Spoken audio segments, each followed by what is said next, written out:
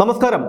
മുഖ്യമന്ത്രി പിണറായി വിജയനും കൂട്ടരും നവകേരള സദസ്സ് എന്ന പേരിൽ കേരളം ചുറ്റാൻ വാങ്ങിയ ആഡംബര ബസ് 10-22 ദിവസം മാത്രം നടത്തുന്ന ഒരു ധൂർത്തൻ യാത്രയ്ക്ക് വേണ്ടി കളസം കയറിയിരിക്കുന്ന കേരളത്തിലെ പൊതു ഖജനാവിൽ നിന്ന് 1,05,00,000 രൂപ മുടക്കി ഒരു ആഡംബര ബസ് വാങ്ങിയത് എന്തിനാണ് എന്ന സംശയം കേരളത്തിലെ അന്തം കമ്മികൾക്ക് വരെയുണ്ടായിരുന്നു.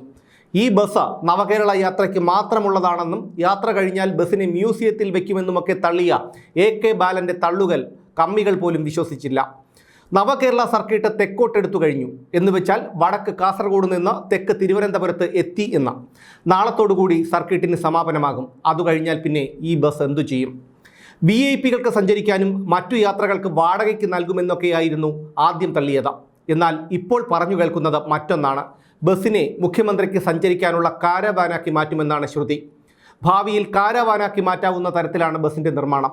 സാധാരണയിൽ നിന്ന് വ്യത്യസ്തമായി ബസ്സിനകത്തിരിക്കുന്നവർക്ക് പുറം കാഴ്ചകൾ കാണണമെങ്കിൽ ഏന്തി വലിഞ്ഞു നോക്കണം. അത്തരത്തിലാണ് വശങ്ങളിലെ ചില്ലുകൾ പിടിപ്പിച്ചിരിക്കുന്നത്.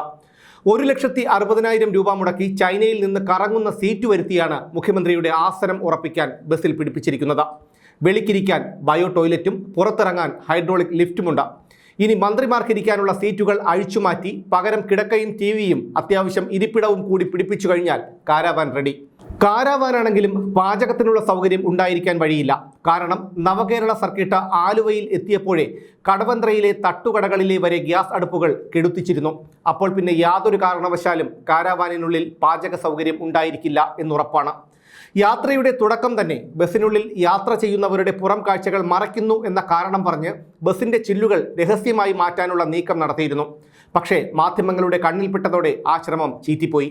മാറാനുള്ള ചില്ലുകൾ വരെ ബംഗളൂരുവിൽ നിന്ന് എത്തിച്ചിരുന്നു. ബസ്സിൻ്റെ ബോഡി നിർമ്മിച്ച കമ്പനി അവരുടെ സ്വന്തം ചെലവിലാണ് ചില്ലുകൾ കേരളത്തിലെത്തിച്ച് മാറുന്നത് എന്നായിരുന്നു ന്യായീകരണം.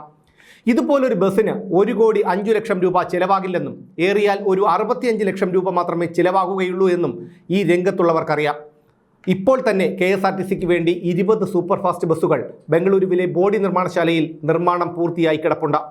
111 ബസ്സുകൾക്ക് ഓർഡർ കൊടുത്തതാണ്. അതിൽ 20 ബസ്സുകളുടെ നിർമ്മാണമാണ് പൂർത്തിയായത്. ഒരെണ്ണത്തിൻ്റെ വില 38 ലക്ഷം രൂപ. അതേ ഷാസിയിൽ ബോഡി നിർമ്മിച്ച ഈ ബസ്സിൻ്റെ വില 1,05,00,000 രൂപ. അപ്പോൾ നമുക്ക് ഊഹിക്കാവുന്നതേയുള്ളൂ കാര്യങ്ങൾ. നമുക്കറിയാം പിണറായി വിജയൻ ആഡംബര പ്രിയനാണ്. എങ്ങനെയൊക്കെ ആഡംബരം കാണിക്കാമോ അങ്ങനെയൊക്കെ ആഡംബരം കാണിക്കുന്നയാളാണ്.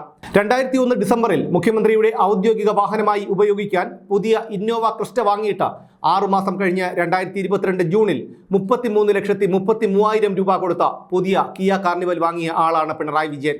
പറക്കാൻ ഹെലികോപ്റ്റർ, ഔദ്യോഗിക വസതിയായ ക്ലിഫ് ഹൗസിലെ 2ാം നിലയിലേക്ക് കയറാൻ ലിഫ്റ്റ്, 42.5 ലക്ഷത്തിൻ്റെ പശുത്തൊഴുത്ത്, വിദേശ ചികിത്സ, അമേരിക്കൻ പ്രസിഡന്റിന് സമാനമായ സുരക്ഷ. ഇങ്ങനെ ആഡംബര പ്രിയനല്ല, അത്യാഡംബര പ്രിയനാണ് പിണറായി വിജയൻ. മുഖ്യമന്ത്രിയും 21 മന്ത്രിമാരും കൂടി അവരവരുടെ ഔദ്യോഗിക വാഹനങ്ങളിൽ നവകേരള സർക്കിട്ടിനായി കാസർഗോഡ് മുതൽ തിരുവനന്തപുരം വരെ സഞ്ചരിക്കുമ്പോഴുണ്ടാകുന്ന ഗതാഗതക്കുരുക്കും സാമ്പത്തിക ചിലവും ഒഴിവാക്കാനാണ് ബസ് വാങ്ങിയത് എന്നായിരുന്നു തുടക്കത്തിലെ ന്യായീകരണം. എന്നാൽ അത് പെരും നുണയാണെന്ന് 1-2 ദിവസങ്ങൾക്കുള്ളിൽ തന്നെ തെളിഞ്ഞു. നവകേരള സർക്കിട്ട് കഴിയുമ്പോഴേക്കും ബസ്സിനെ മുഖ്യമന്ത്രിക്ക് ഉപയോഗിക്കാനുള്ള കാരവാനാക്കി മാറ്റാം എന്നുള്ള കണക്ക് കൂട്ടലോടെയാണ് ഈ ബസ് വാങ്ങിയത് എന്ന വാദത്തിന് ശക്തിയേറുന്നത് ഇതെല്ലാം കൂട്ടി വായിക്കുമ്പോഴാണ്. നടക്കട്ടെ, കാരാവാനോ പുഷ്പക വിമാനമോ എന്തു വേണമെങ്കിലും വാങ്ങിക്കോട്ടെ. എന്തായാലും പാവപ്പെട്ട പൊതുജനങ്ങളുടെ പ്രാക്ക് ഫലിക്കുന്ന ഒരു ദിവസം വരും, വരാതിരിക്കില്ല.